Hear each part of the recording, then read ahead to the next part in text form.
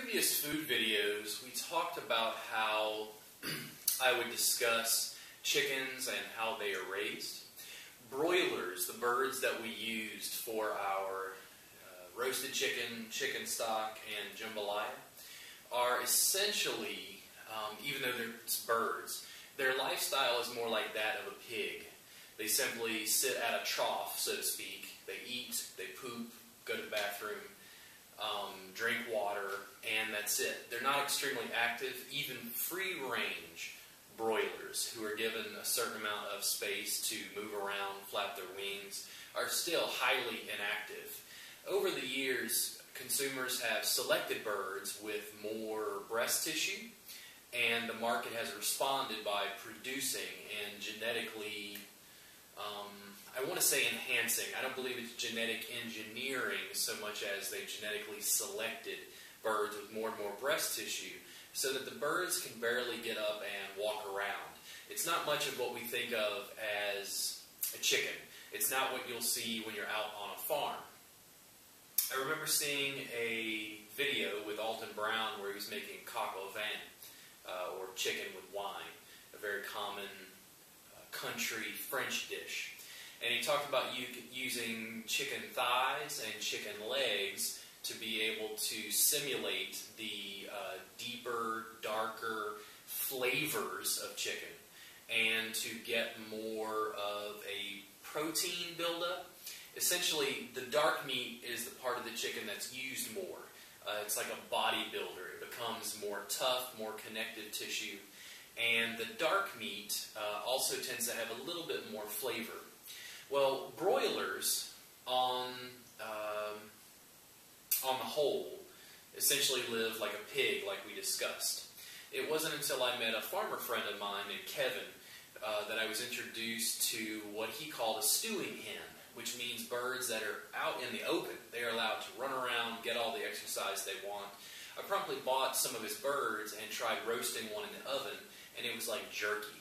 You could not eat it. The meat was so tough in that cooking method that I had to figure out how to prepare this bird, and then the full circle of how people used to eat chicken and how they eat it now became obvious to me. There weren't chicken tenders. People would kill a very young hen or a young rooster to have a bird that was possibly more tender. But typically what people did is they lived off the protein that came from eggs first. The process of eating the chicken only came after the chicken slowed its egg production and you made room for the next bird.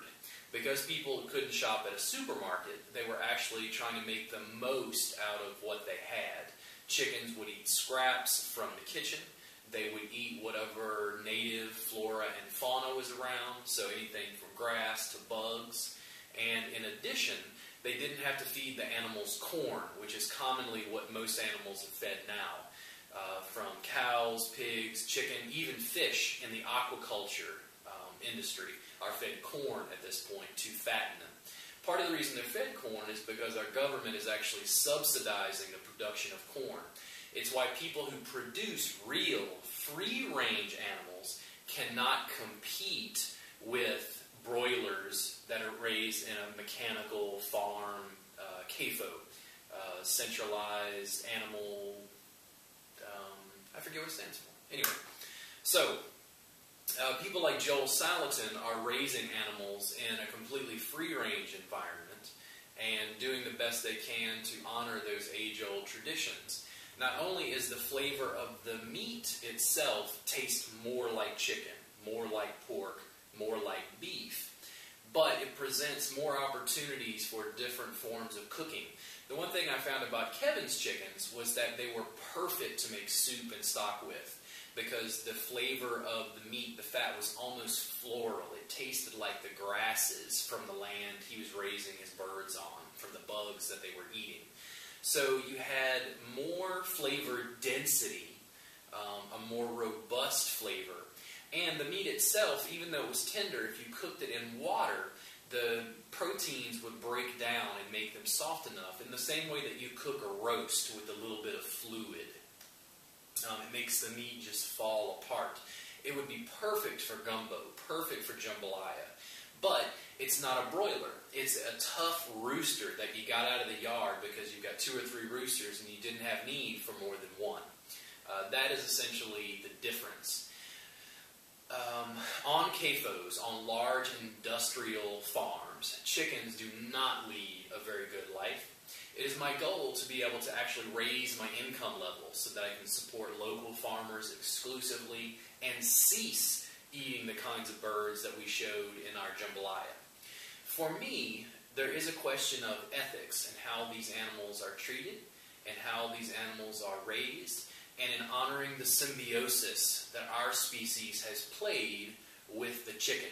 If you're interested at all in chickens, if you look up a film called The Natural History of the Chicken, it's wonderful. I believe it's streaming on Netflix. It's a wonderful series of small vignettes about our interaction with chickens, both as food, as friends, as pets. It's a really wonderful thing to take a look at. And I also recommend that you look at the work of Michael Pollan and Joel Salatin. They're both wonderful, provide very diverse range of views about food, about sustainable farming, and the way we're going as a species. What choices do we make to our diet? What choices do we make in the foods that we eat and how it's raised? Do your best to work on things. Don't run from information. Actually embrace it. I promise I will not look down on you if you eat at Whataburger and eat a chicken sandwich. I do the same thing. It's how do we survive in a modern world and make choices that make things actually better for ourselves and for other species. You have a good day, and I'll see you again soon on Robert Gardner Wellness.